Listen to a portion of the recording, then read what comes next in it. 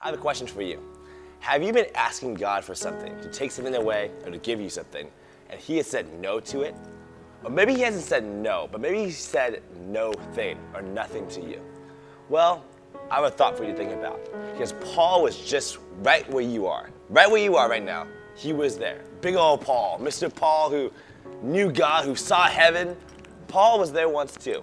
In 2 Corinthians 12:9, he speaks about a thorn in his flesh that was given to him from the devil to keep him from becoming prideful. And he begged the Lord to take it away. And why is that so important? Well, this thorn was no small thing, because Paul was a man who was shipwrecked.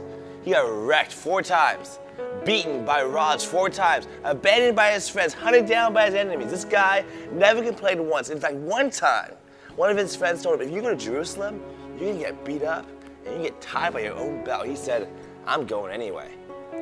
That same guy who didn't beg once or ask God to take away one of those things is begging God 3 times in this chapter.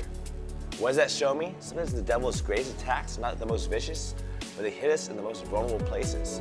And it's that thing, the one thing that Paul asked God, God, would you please take this thing away, that God says no.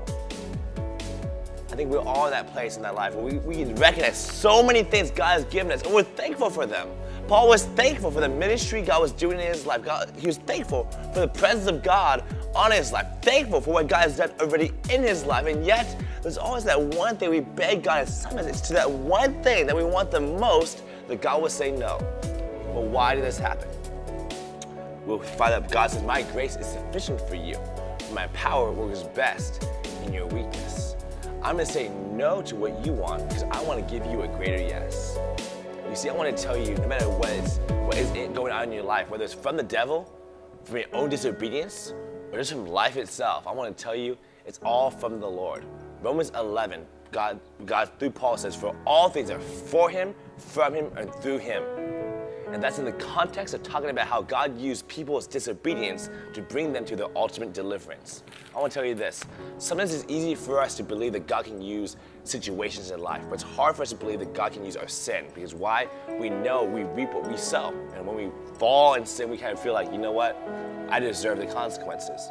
Well, God says, even those things I will use. I don't use some things, I use all things.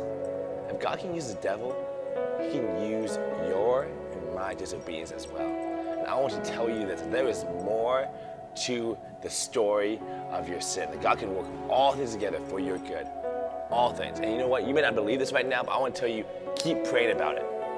Paul heard God speak to him 3 times, but it was not until the 3rd time he believed. What does that show me? That Paul was a man that said, even though I can hear you, Lord, and my heart does not believe, I'm going to keep coming back. God does not say, listen to me, now go work it out yourself and make your heart believe it. He says, let me into the process. Let me help you believe. Let me change your heart, because you can change your habits, you can't change your heart. So if you want to move from just hearing me to believing me in your heart, you can't just hear me once. You need to keep coming back. Keep coming back. And I'll work with you. I'll change you. And I'll mold you into who I want you to be. So wherever you are today, keep praying. There's a verse that says, rejoice in a confident hope, and be patient in trouble, and keep on praying. Keep on praying. God will either give you healing, or He'll give you something even greater than that. But I want to tell you, He gives good gifts, so keep on going. God bless you.